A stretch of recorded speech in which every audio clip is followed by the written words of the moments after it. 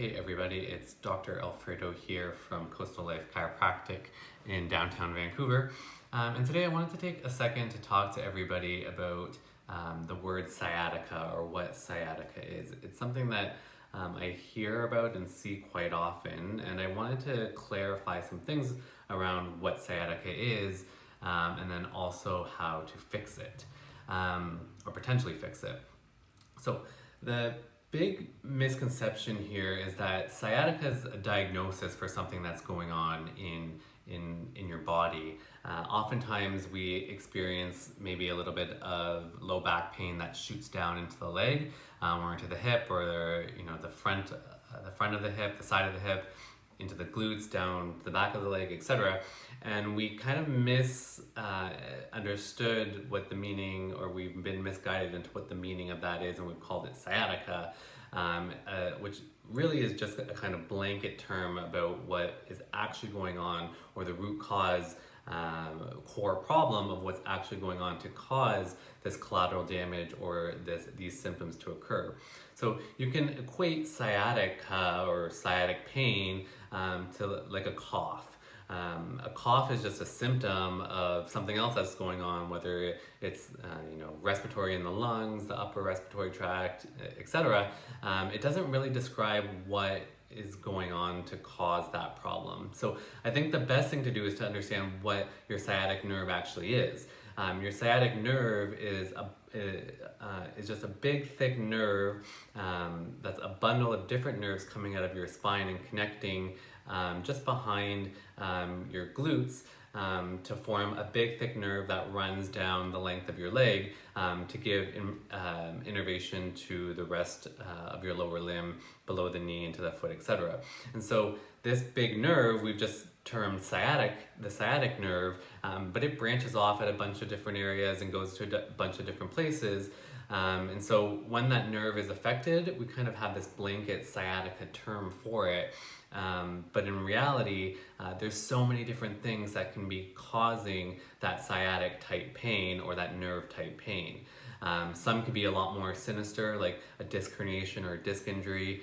Some can be a little bit more easy to fix on your own, such as tight muscles or a shift in the pelvis, things like that. So I think the biggest thing here is to not confuse sciatica or sciatic pain with a diagnosis itself. It is more of a descriptor of what is going on in your body versus telling me or telling someone what that problem is. And so it brings in that kind of idea that I talk a lot about, of the core problem versus the collateral damage that's being caused by a problem.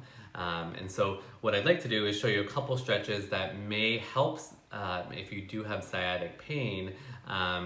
But again, it's going to depend on what the actual cause of that problem is. And the best way to figure out the cause is to do some tests in the office to see what that cause of the pain is. But in the meantime, give these 3 different stretches a try to see if they do provide any relief.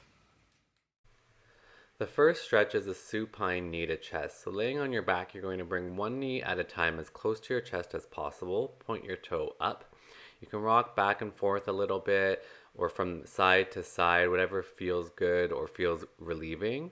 You're trying to stretch out through the low back and the glutes. Make sure that you keep the other leg as flat to the ground as possible. The next exercise is a standing pigeon pose. So on an elevated surface, you're going to bring one leg into a 90-degree angle and bring the other leg straight back. Maintaining a nice neutral spine, you're going to sit back into the bent leg's glute.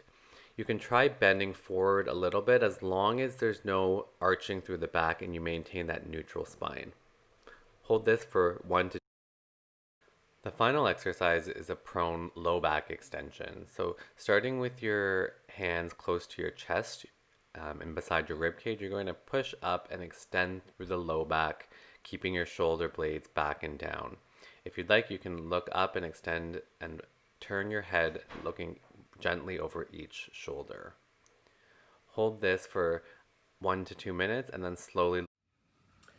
So my recommendation would be to give those exercises a try to start to see if they help to alleviate or relieve some of the pain or symptoms that you're experiencing.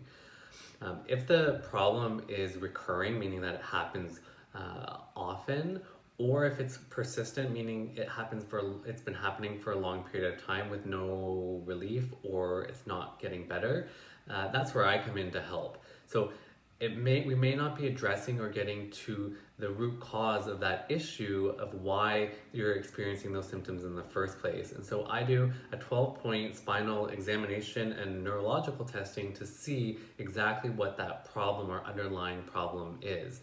For more information about that, head to my website and check that out, or send me a message and I can see if there's something that I can do to help you out.